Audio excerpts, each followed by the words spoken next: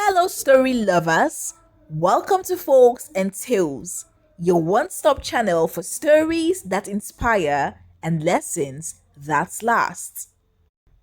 Oh God, why have you forsaken me? Maureen wept as she held her Bible tightly to her chest. Tears and snot streamed down her face. She was on her knees in a dimly lit room. The only light came from a candle that was nearly burned out. Maureen, who had just turned 18, was a bright and determined young woman. She had completed secondary school at an early age of 15. Unfortunately, she could not attend university because her parents were low-income earners. Her mother operated a small kiosk where she barely sold foodstuffs. Sometimes, the entire store's worth wouldn't be enough to feed the family for a week, but her mother persevered. Her father did odd jobs here and there, as he was a primary school dropout and struggled to find stable employment. Occasionally, he worked as a stonemason, and at other times, he was hired by warehouses for heavy lifting. Maureen had 3 siblings, aged between 3 and 12. The family of 6 was so poor that they barely had enough to eat. They managed with whatever food their parents could afford, often having to ration it. Sometimes, their neighbor Mama Tari felt pity for them and would provide food. Mama Tari was a kind elderly lady who lived alone since her daughter Tari was attending university. Occasionally, Maureen's siblings, David and Chika, helped Mama Tari with odd jobs around her house, and in return, she would feed them.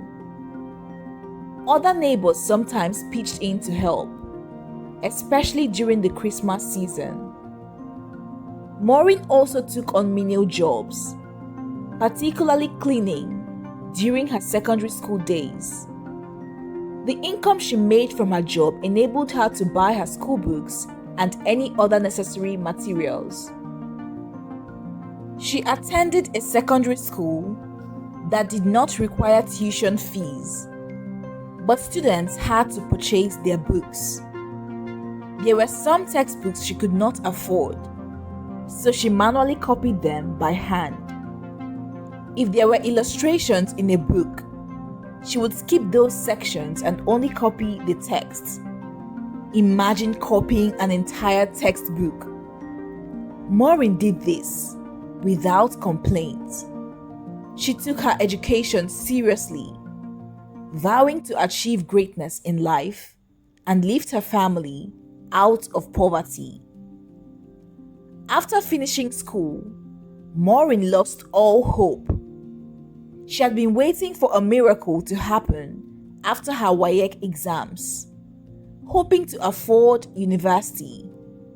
But 2 years had passed without any progress. She continued her cleaning jobs, but the income was little. One day, while cleaning the house of Kelechi, a young woman who had recently moved into the neighborhood, she mentioned that an undergraduate scholarship program was currently open for applicants. Kelechi promised to help Maureen apply, and she did so the following week. After submitting her application, Maureen sat for a computer-based test and achieved one of the best scores. Not long after that, she was awarded a fully funded scholarship at several selected universities. One can only imagine the joy that filled Maureen and her family. Her mother was so grateful that she bought a drink to thank Kelechi as that was all she could afford. It was a joyous day for the family, as Maureen was set to become the first person in her family to attend university. Everyone in the neighborhood congratulated her. However, tragedy struck about 2 months before Maureen was to leave for school. Her mother was involved in a fatal accident that left her at the brink of death. Maureen and her family were devastated. The small amount of money her parents had saved for her school expenses, including transportation, was quickly depleted by hospital bills. Despite their efforts, the costs continued to rise, and the doctors threatened to stop administering care to Maureen's mother unless they could pay the bills. During this time, Maureen aged visibly. Although they were poor, joy had once filled their home. Now, her eyes became listless, her bones more pronounced, and her cheeks hollow. She barely slept. Her youngest sibling cried continuously for their mother, not fully understanding the dire situation. Maureen resolved that she would not go to school anymore. She could not bear to leave her family at such a critical time. She sold almost everything she had bought for her trip, including the small phone her parents had given her, but there was still no relief from the mounting bills. Every night, Maureen prayed on her knees, weeping non-stop. Often, she cried herself to sleep, waking up in tears. Crying became a part of her daily routine, and she found it difficult to stop. Her father was unable to sustain the hospital bills, and desperation grew as her mother's lungs failed, necessitating the purchase of oxygen. Her dad appeared increasingly worn out. One day, he returned home looking sluggish, as if he had been crying. When Maureen saw her dad that evening, her heart clenched. She sensed something terrible had happened. "Papa, what's wrong?" she asked. He opened his mouth, but no words came out, and tears began to stream down his face. Unable to meet her gaze, he turned away as he delivered the heartbreaking news of her mother's death. Upon hearing the news, Maureen's vision darkened, and she immediately lost consciousness. When she regained her senses, her dad sat beside her on the mat. Her siblings were nowhere to be seen. As she tried to sit up, her father helped her lean against the wall. Drained, she felt too numb to cry.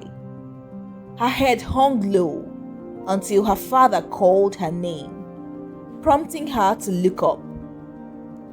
"I'm sorry," he said through his own tears.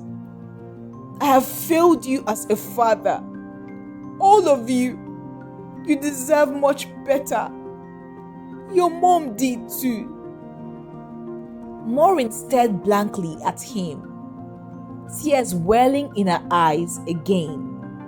He continued, "Next week, you will pack your things and go to school. I cannot allow you give up your dream because of this tragedy." Maureen shook her head vigorously as he spoke. "Maureen," he continued, "we cannot change what has happened, but we must forge ahead. I will take the children to Mama in the village for now. Please, I need you to focus on your studies. I'm I'm sorry to say this, but you are our only hope. He looked at her pleadingly. As tears flowed freely from Maureen's eyes, she nodded. Deep down, she knew her father was right. She could not pass up this opportunity. Determined, she vowed to make her parents proud, to study diligently and never compromise her principles. The night before she left for school, her dad blessed her journey and prayed for her. Maureen, in return, vowed to God that she would not sell herself for money and that she would focus solely on her studies.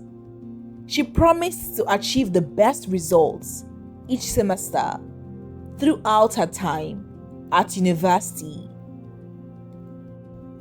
Maureen studied at the University of Lagos, and she lived in the hostel since everything about her tuition had been taken care of by the scholarship.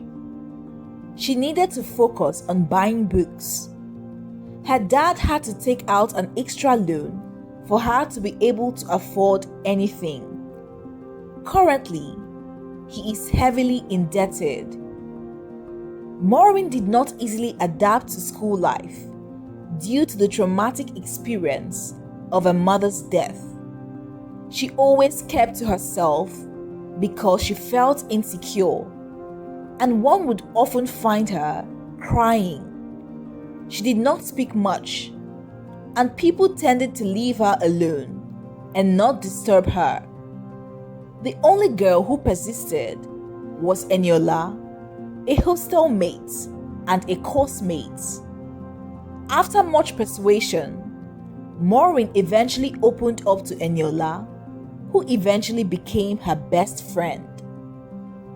Eniola also had low-income parents, but she was an only child, and her parents could afford to pay her tuition, albeit barely. The girls bonded in their misfortune and vowed that they would not let their parents down and study hard. The turning point in Maureen's life at school was when she met Rita. Rita was a third-year engineering student who was quite famous in school, not just for her looks, but also for her financial status. A lot of girls wanted to live her lifestyle, and the guys, well, they wanted more.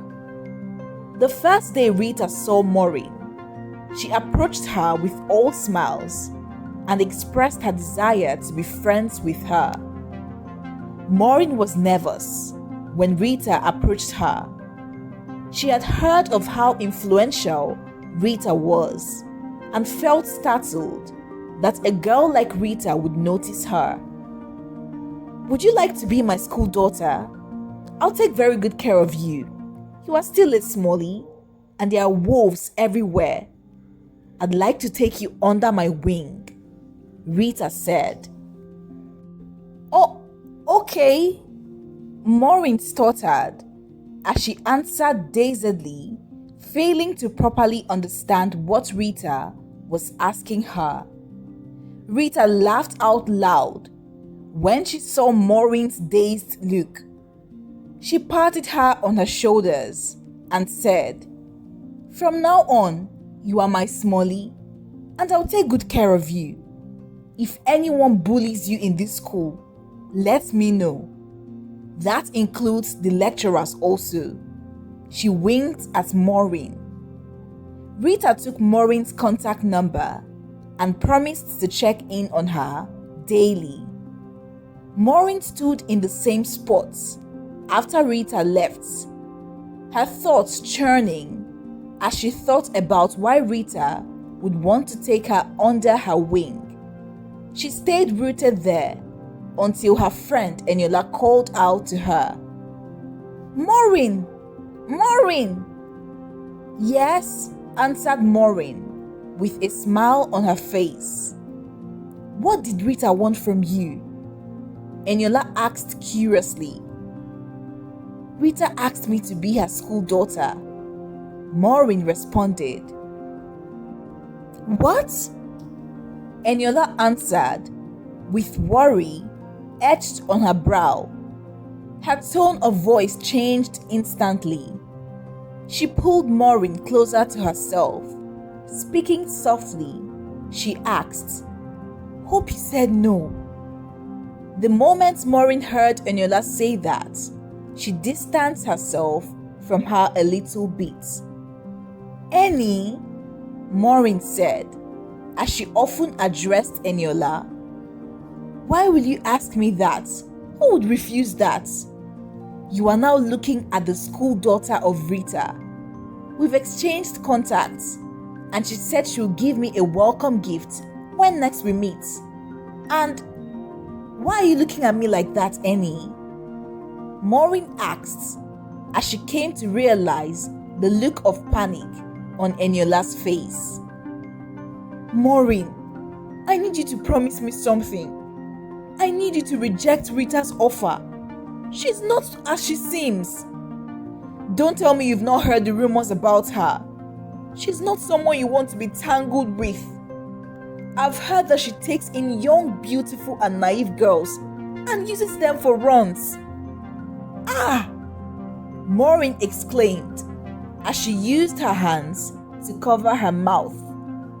Her heart started racing. She had never heard of such a thing before. Thinking about it, it felt strange that Rita would just want to take her in as a school daughter. Let's forget it. I'll tell her I'm no longer interested. Maureen replied as she looped her arm around Eniola's arm, pulling her towards their next lecture hall. The next day, Rita called Maureen and expressed her desire to meet her. She said she had a gift for her, and she also told her to invite Eniola if she felt uncomfortable. After the call ended, Maureen expressed her desire of wanting to see Rita. Eniola was against it, and it took a while before Maureen could finally convince her to tag along. Eniola only agreed to go so she could protect Maureen. On the day of the date, which Eniola likes to refer to as a meeting, as she was uncomfortable with the term date, Maureen was nervous. She asked how she looked a lot, which made Eniola a bit angry. On getting to the restaurant, Maureen was excited. This restaurant was the biggest restaurant off campus. It was some distance away from the university district, and she had always looked at those who came and went with envy. She knew she could not afford to eat at a place like this. She was not bothered with it that much, but had a yearning to come to eat here one day. Eniola was as dazzled as Maureen was. Often, they had fantasized about dining here. Some girls from the hostel usually told them about the dishes served here. They said the cocktails and smoothies they made here were the best. Maureen and Eniola had not had the privilege of drinking a cocktail. The only time they had a smoothie, they had to pull their funds together, and it's not a luxury that they can afford all the time. So they planned to do so once every month. The two girls held hands as they looked around the restaurant, and they felt out of place. The inside of the restaurant was intricately designed. Maureen looked at her dress and felt that she would have done more. She snuck a glance at Eniola, who was beside her. Annie gently squeezed her hand, giving her a sense of reassurance. Warmth instantly spread within her as she felt lucky to have a friend like Annie around.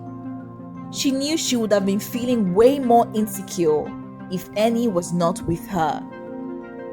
As they stood there, looking around, hoping to spot Rita, a waitress walked to them, welcoming them in a very friendly manner as she led them to the rooftop, which had a relaxed and refreshing feeling to it.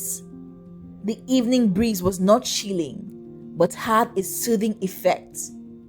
This greatly helped Maureen and Eniola calm their nerves a bit, and they felt a bit more confident. Rita was already seated and waiting for them. She smiled at them and complimented how they looked, which made them feel at ease. The waitress took their drink orders, and when Rita suggested that they eat something, they both thanked her and refused her offer, saying that they were not hungry. Rita smiled at them. She knew they felt out of place, as she had witnessed girls their age and even older girls behave in such a way and was not bothered by it. She wanted them to feel relaxed and comfortable in her company.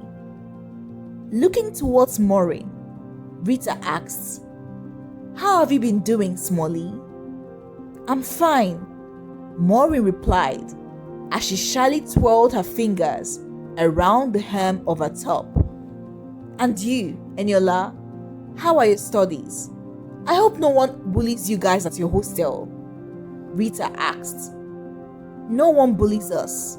We are both fine, and classes are going well," Eniola answered. She also felt shy, as she kept wondering why Rita was acting so nice. She kept her guard on high alert. She would drag Maureen out of there if Rita made any moves on them. Rita took a sip of her drink and told them to relax. "Don't fear me, girls," she said. "I just want to get to know you guys better. We are already friends, and I'll also help you in whatever way I can. Maureen, can you tell me a bit about yourself, where you come from and your family?" I come from a very small town in the east. There's nothing to talk about," Maureen replied in a small voice. Her response elicited a laugh from Rita, who turned to look at Eniola. "Well," Eniola started talking. She wanted Rita to expose her true self, so she hid nothing from her. She spoke of their background, emphasizing how poor they were. She had it a bit better than Maureen, as she was an only child. Rita listened with rapt attention, and you could see the sad expression on her face. Eniola sneered in her heart when she saw this. The conversation continued, and along the way, Maureen found her confidence and chipped in occasionally. During the conversation, the waitress brought some plates of food. They all looked delicious. Rita told them to eat, as she had ordered the food, and it would be rude for her to eat alone, as she was quite famished. The dinner went well. At a point, the girls felt so comfortable that they shared jokes amongst themselves. It was a fun evening. At the end of the day, before Maureen and Eniola left, Rita handed each of them an envelope. She called it a little gift as a school mother to Maureen and the friends to Eniola. Eniola, who had waited the whole time for Rita to show her true self, felt confused as she held the envelope in her arm. She looked up openly to see Rita's back as she turned the corner, heading down the stairs. "Ah!" Maureen exclaimed as she looked at the opened envelope. She covered her mouth with her hand, an expression she was fond of doing. Eniola snuck a look into the envelope, and what she saw amazed her. There were wads of notes inside.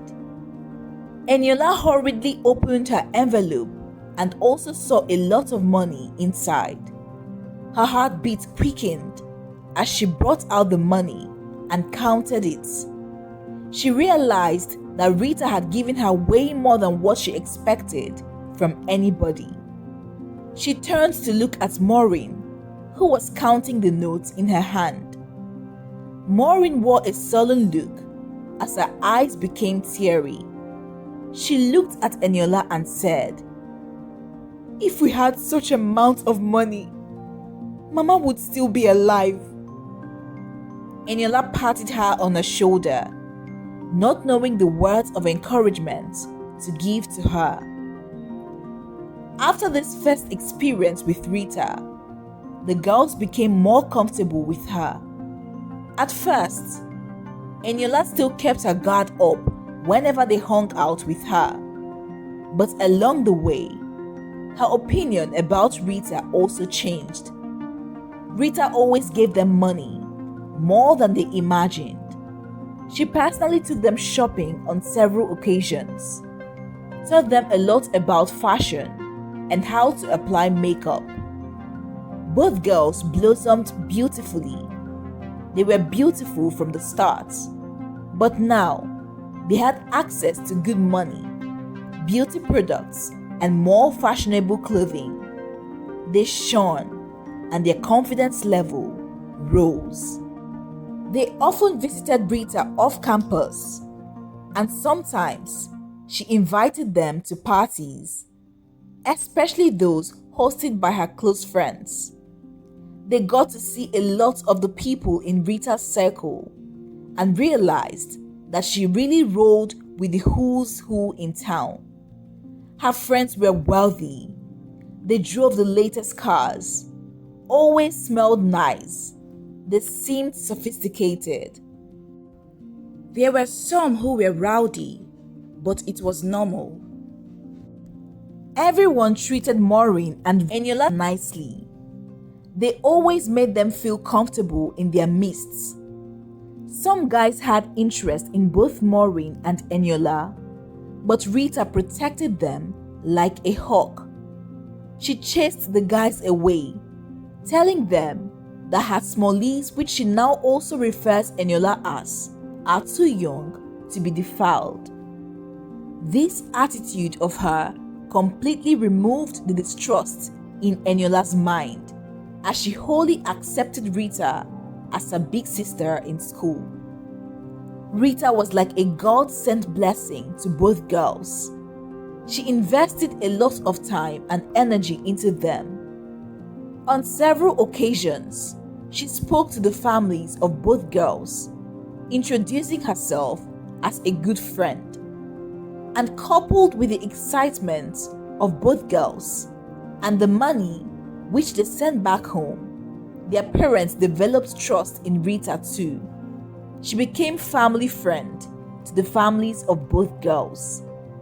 She incorporated herself so deep into these girls, yet she never asked them for anything. Some weeks before the end of their Year 1 second semester exams, she called both girls over to her house. She told them that it would be easier if they did not go back to the village and stayed at her place instead. She promised to give them a job that would keep them busy and earn a little cash on the side. It's better to use your time in making money than lazily sitting at home. Both girls joyfully accepted and informed their parents, which they also agreed to. 2 days before they finished their exams, Eniola got a call from home, informing her that her mother was gravely ill and she needed to get back home to attend to her. Eniola did not hesitate. The next day, after their last paper, she left school for home.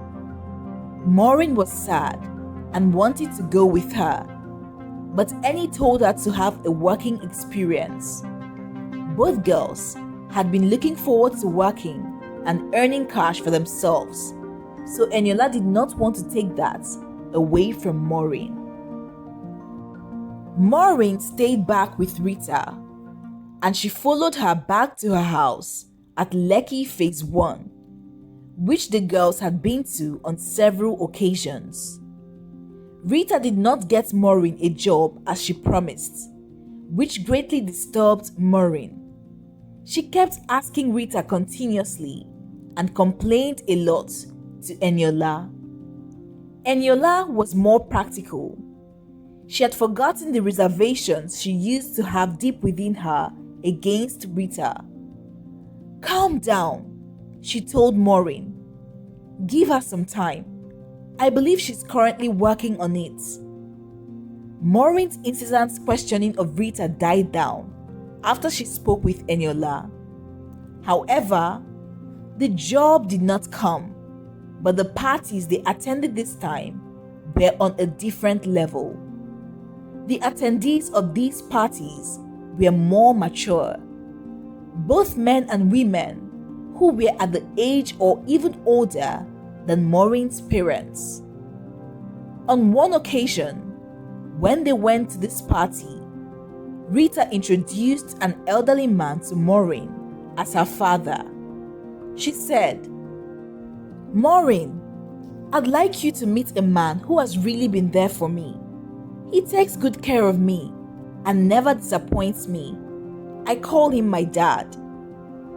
When Maureen heard this, her heart skipped a beat. She could not believe that she was meeting Rita's father. They had been to her parents' house on several occasions and had met her mom, who is hardly in the country as her parents were divorced. She had never met her dad and was excited to meet him. Maureen respectfully greeted the man she assumed was Rita's father. Rita told Maureen to also address him as Daddy, as they were a big family, an idea Maureen ate up instantly. Later that night, when they got home, Rita called Maureen and said, "Maureen, Daddy really likes you." She stretched her hand and arranged Maureen's messy hair, just like a mother would do. Maureen was already used to Rita acting this way.